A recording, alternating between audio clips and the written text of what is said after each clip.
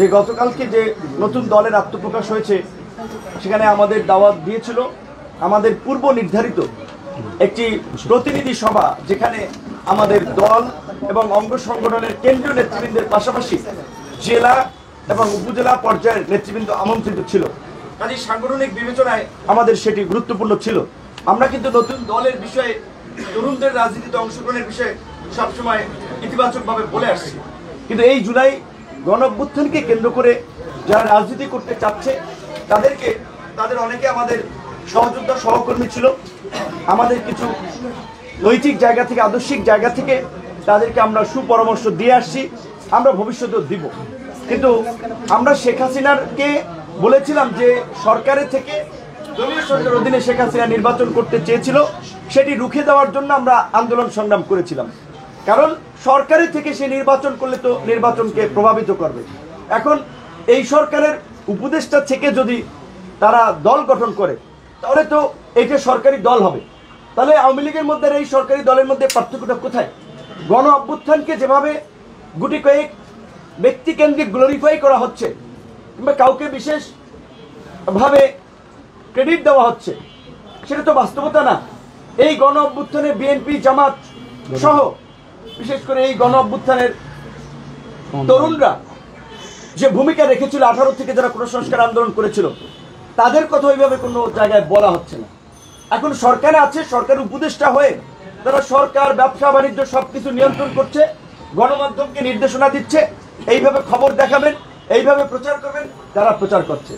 Awami mafia দুর্বৃত্তদের সাথে রাতের অন্ধকারে মিটিং করা হচ্ছে, তাদেরকে পুনর্বাসনের জন্য আশ্বস্ত করা হচ্ছে, আমলাতন্ত্র থেকে শুরু করে রাজনীতি সব জায়গায়। এগুলো তো আমরা মেনে নিতে পারি না।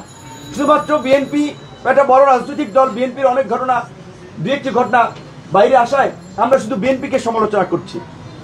এই ছাত্র নেতৃবৃন্দ যা করছে, আপনারা গোয়েন্দা সংস্থার প্রতিবেদন থেকে সেটি যদি জানতে পারবেন, সেটি আপনাদের গা শিউরে উঠবে। অবশ্যই আমরা চাই তারা ভালো রাজনীতি করুক, পরিশুদ্ধ রাজনীতি করুক, কিন্তু সরকারের থেকে তো সেটি সম্ভব না।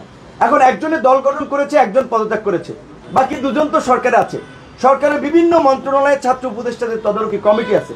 সরকারের সাথে কাজ করায় স্বাভাবিকভাবে 3 উপদেষ্টার একটা ভালো নেক্সাস তৈরি হয়েছে। এখন তারা যদি একজন পদত্যাগ করে, দুজন তো আছে। এবং এই আন্দোলন কেন্দ্রিক, বিশেষ করে এইখানে যারা উপদেষ্টা গঠন হয়েছে, তাদের আমরা যে গত 6 মাসের ভূমিকা দেখেছি, এটা নতজানু একটা ভূমিকা।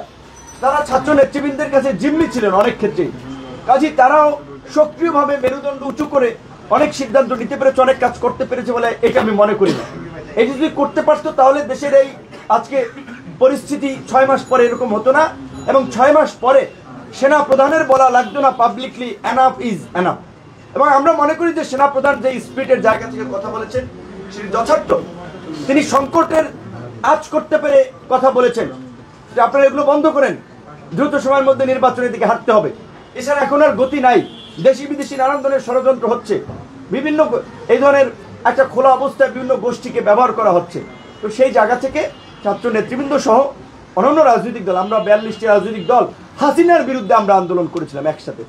এখন অনেকে গিয়েছে, তারা সরকারে আছে, শুভেচ্ছা জানাতে আমরাও জানাই, এটাতে দোষের কিছু না।